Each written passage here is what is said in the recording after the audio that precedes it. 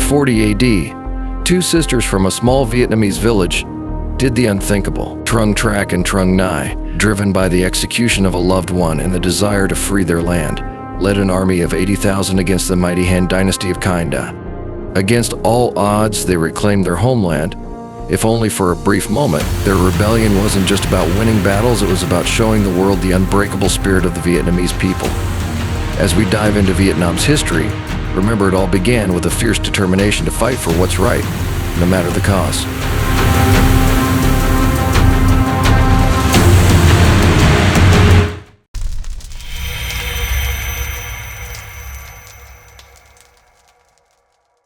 Our story begins in a time when dinosaurs may have still been a hot topic of conversation. Vietnam, stretched along the Southeast Asian coast, was home to early civilizations that popped up like mushrooms in the fertile Red River Delta. Imagine this area as the happening place where rice was grown, and people figured out that the best way to survive was to stick together. This led to the formation of the Kingdom of An Duong, where the locals united under one flag, or maybe just a really big rice bowl.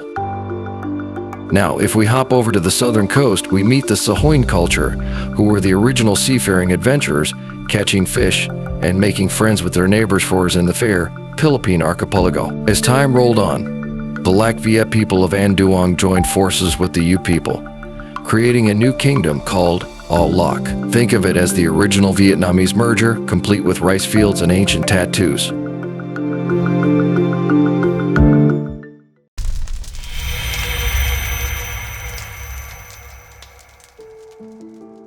Of course, what's a good story without a big bad villain? Enter the Qin Dynasty from China, led by Emperor Qin Shi Huang, who was not content with just building a really long wall. He wanted to expand southward, and who could blame him? Vietnam had all that lush jungle and precious ivory.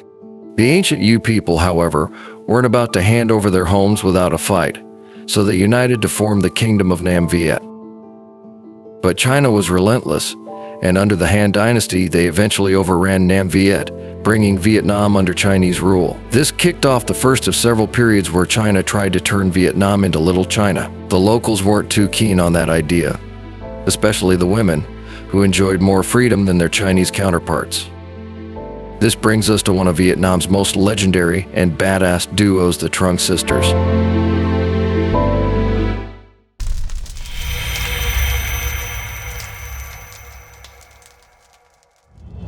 In 40 AD, after the Han authorities executed one of their husbands, the Trung sisters Trung Trak and Trung Nai decided they'd had enough of Chinese oppression. Armed with righteous fury and an army of 80,000 strong with a considerable number of women warriors, might I add, they launched a rebellion that sent the Chinese packing, at least temporarily. The Trung sisters were crowned as queen and viceroy, ruling with grace and grit until a more seasoned Han general eventually crushed their rebellion. The sisters, refusing to be captured, either went out in a blaze of glory or took their own lives, depending on which version of the story you believe. And thus, they became immortalized as Vietnam's first feminist icons.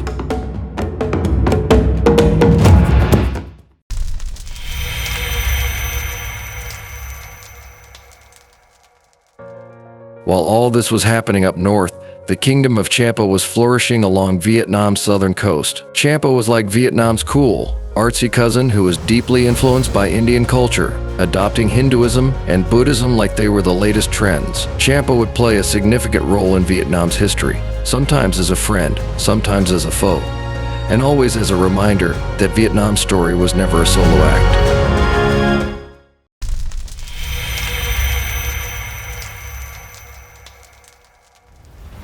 Fast forward to 544 AD, when a local magistrate decided he'd had enough of Chinese overlords and declared the establishment of the Van Xuan Kingdom. He gave himself the title of Southern Emperor, a bold move that said, "We're not just your southern province." It took the Chinese nearly 60 years to muster enough strength to take it back, but by then, the spirit of independence had firmly rooted itself in Vietnam. By the 10th century, the Tang dynasty's collapse in China opened a window of opportunity. Vietnam seized it, gaining full independence and entering a period of division known as the 12 Warlords era. This chaotic time was like a Vietnamese Game of Thrones, with various warlords vying for power, until the Li Dynasty emerged victorious in 1009. The Li Dynasty brought stability, order, and a fair legal system, ruling for over 200 years. But even the best dynasties have their problems, and the Li's reign ended in a palace coup, where a 6-year-old empress was dethroned and replaced by a 7-year-old Tran clan member. Ah, the good old days of royal babysitting.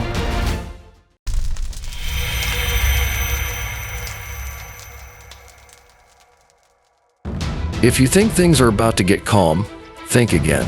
The Tran dynasty is best remembered for standing up to not one, not two, but 3 Mongol invasions. Yes, those Mongols, the ones who terrorized half the known world.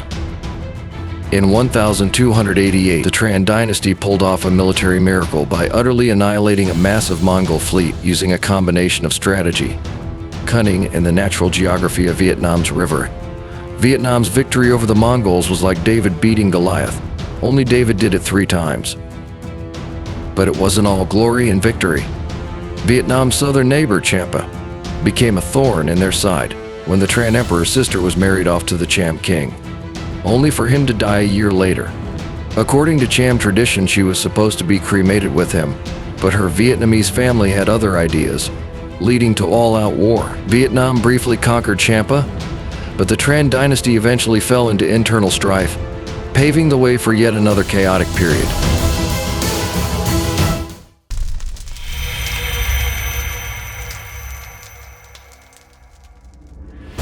As the dust settled, the Nguyen Dynasty emerged victorious from the ashes of civil wars and foreign invasions. The Nguyen rulers were like the great unifiers of Vietnam, consolidating power and expanding the nation's territory.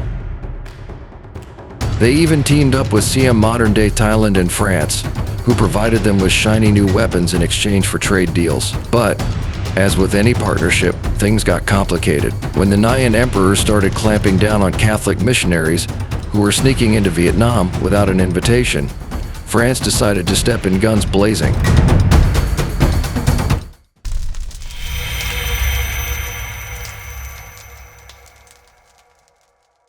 In the mid-19th century, French Emperor Napoleon III saw an opportunity to expand his empire, and using the jailing of missionaries as an excuse, invaded Vietnam. The French slowly but surely took over, and by 1884, Vietnam was officially part of French Indochina.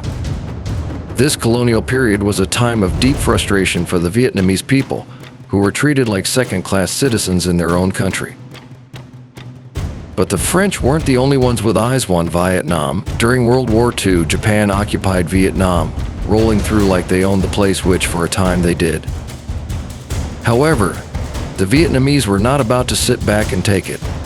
Led by Ho Chi Minh, the Viet Minh resistance fighters waged a guerrilla war against the Japanese, proving that Vietnam was not to be underestimated.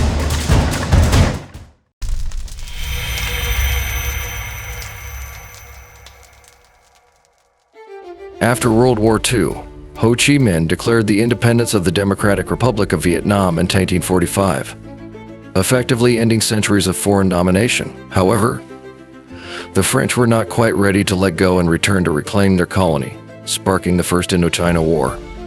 It was a brutal conflict, but after 7 years of fighting, the French were defeated at the Battle of Dien Bien Phu, leading to the Geneva Accords. The Accords split Vietnam into 2 halves: the Communist North, led by Ho Chi Minh, and the non-Communist South, which was supposed to be a temporary arrangement, but like all temporary things, it didn't last. The South held a referendum in 1955, overwhelmingly deciding not to reunite with the North, which many claimed was rigged. This led to the rise of the Viet Cong in the South, who were determined to reunify the country under communist rule.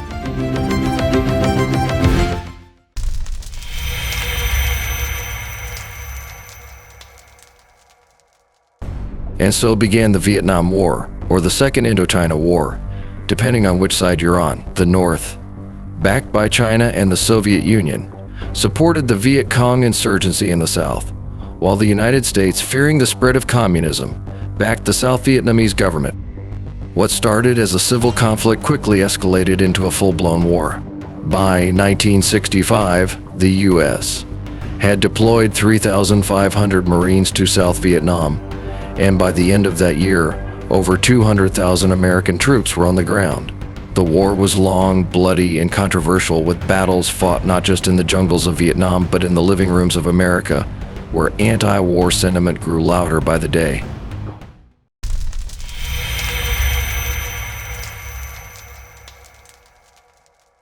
In 1970, North Vietnam expanded the conflict by invading Cambodia in support of the Khmer Rouge, while the U.S. and South Vietnam launched their own invasions in retaliation. The war reached a breaking point as public support for the conflict dwindled. By 1973, President Nixon, embroiled in the Watergate scandal, ceased all bombing in the North and began pulling US troops out of Vietnam. Without American support, the South struggled to hold back the advancing North Vietnamese forces. In April 1975, Saigon fell to the Communists, marking the end of the Vietnam War and the reunification of the country under the Socialist Republic of Vietnam.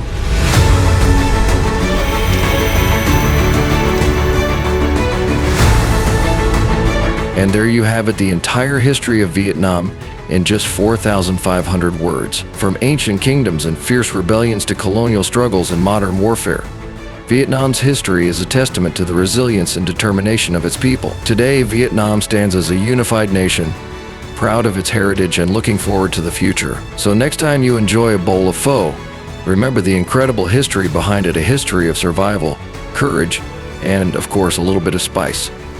Thank you for joining me on this whirlwind tour of Vietnam's history. If you enjoyed this ride, don't forget to like, subscribe, and maybe leave a comment about which country's history you'd like to see next. Who knows? It might just be your favorite underdog story.